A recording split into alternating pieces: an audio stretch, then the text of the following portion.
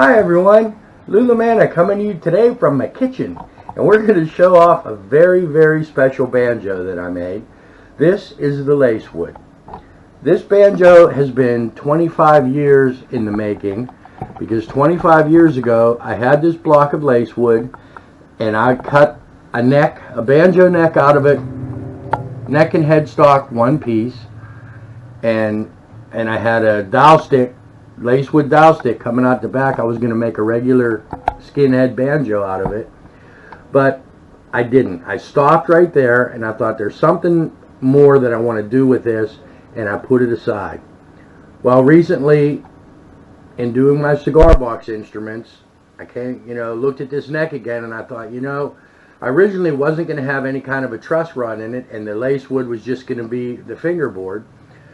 But I had this block of Lacewood left, and I thought I can make a fingerboard out of it if I take two slices. It wasn't long enough to make a one-piece fingerboard, but it goes to right here is how long the piece was. So I said I can make a two-piece and just join them right on a fret line, and that way it won't be obvious where the mark is, where the cut is, that it's two pieces. So I took two thin slices and was able to put them on there as a fingerboard, so I could route underneath of it and put my metal rod that I use for a truss rod, or metal bar, not rod, but bar, to stiffen the neck. And then I had the fingerboard for on top, which I was able to put the fret slots in and do the frets. And then I thought with the box, I was looking around for the perfect cigar box, and I thought, I have this Lacewood left, I could make the box out of it. So I took two more slices long ways off the block, book matched them and ran them through the joiner and joined them, and that's the top of my box. And I had a slice for this side and a slice for this side. Now on the ends, I didn't have enough Lacewood to do the ends, but inside your cigar boxes a lot of times there's those wooden supports for the boxes. And there was a cup, I'm pretty sure it's mahogany, that it was a very similar color to the Lacewood, and I was able to use that for the back and for the front. And it worked out pretty well. If you want to get a closer look, there we go, there is the face. Let me turn it so you can see the sides with the Lacewood. And then the fingerboard, I'll try not to shake it too much, but it's hard to hold. There is the beautiful fingerboard that I thought I wasn't going to mess up by putting pearly dots on it. I thought the Lacewood grain itself is so pretty. And that headstock just blows me away. The grain on that, I didn't want to cover that or do anything different to that. And I'll show you the back. So that headstock, and there's even a little veloute on there.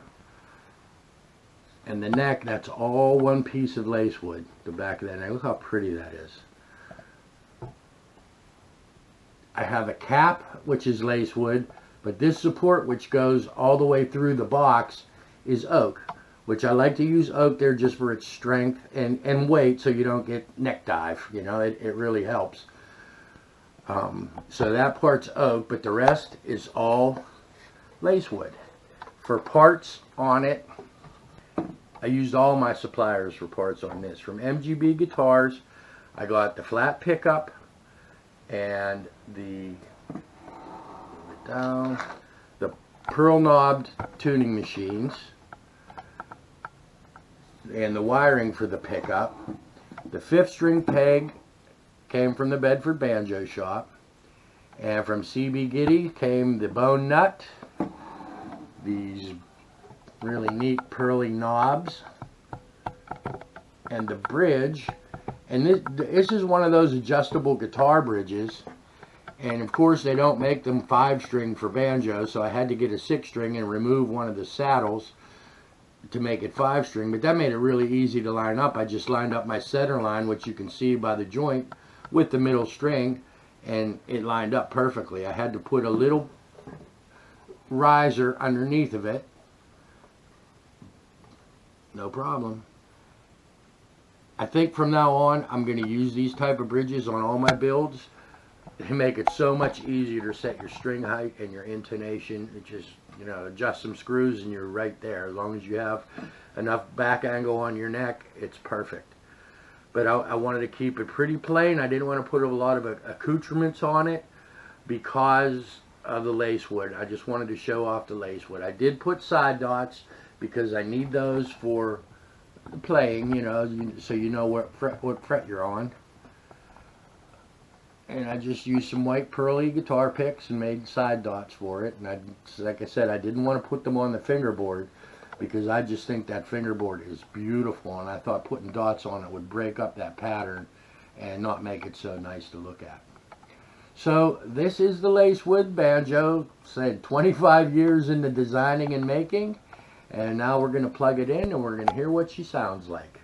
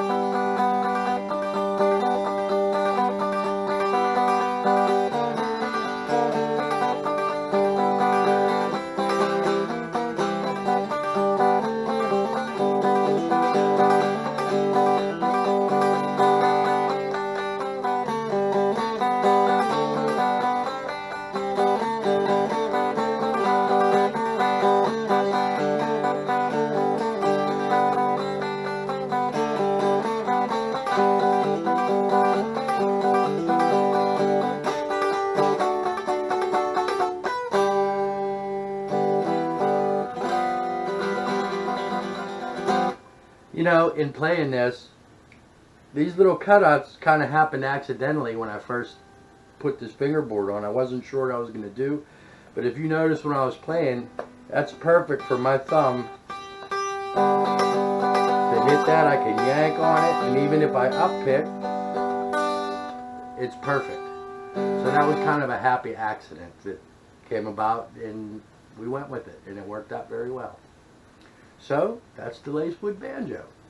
You know, this has been 25 plus years in the making, and if you see the little sign in the beginning and end of my videos, and it hangs in my shop, and it says, "Endeavor to persevere." That's from the Josie Wales movie, and that's a motto that I use all the time. No matter how bad you're stuck, persevere. You can get through with something. Even if it takes 25 years to get something you're really happy with, do it. Endeavor to persevere. So that's it. Thank you all for watching, and we'll have some new videos coming up soon whenever my videographer gets back for Christmas break. Okay, thanks everyone. We'll see you later. Bye bye. One more thing. I've got some people I've got to thank to make this all possible, my whole life possible as far as instruments go. Shane Spiel, you're the man. If you get a chance to go see Shane Spiel and the Snakes, they're currently on their dive bar tour. It's worth driving a couple 100 miles to see them play. They're awesome. It will be the most incredible night you ever seen of live music. But apart from that, everything you do for Cigar Box Nation, Shane, thank you sincerely. I would also like to thank Ben Giddy Baker at CB Giddy. Everything you do for all of us, all the videos, all the parts, just keeping the nation together, the whole gang up there with Glenn Watt and Farley. I'm not even going to try and say your last name, Villanova, I don't know. And I would also like to thank Michael Breedlove at MGB Guitars. You have great parts also and great customer service. I'd like to thank Mike Amato from the Bedford Banjo Shop for constant advice and support and willingness to share ideas. A great guy. If you ever need banjo parts, go see him.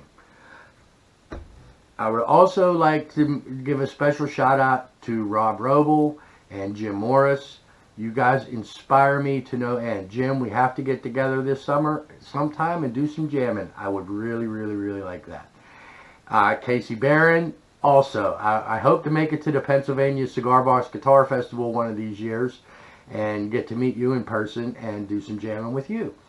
So everyone else who puts these videos out, I love your videos. I watch them every morning. I spend about 2 hours watching videos, and you inspire me. I really feel like a part of this community, and I want to thank you all from the bottom of my heart. This is the most fun I've ever had with music, and I've been at it for 40 plus years, so thank you all very much. All right, we'll see you again soon now. Bye-bye.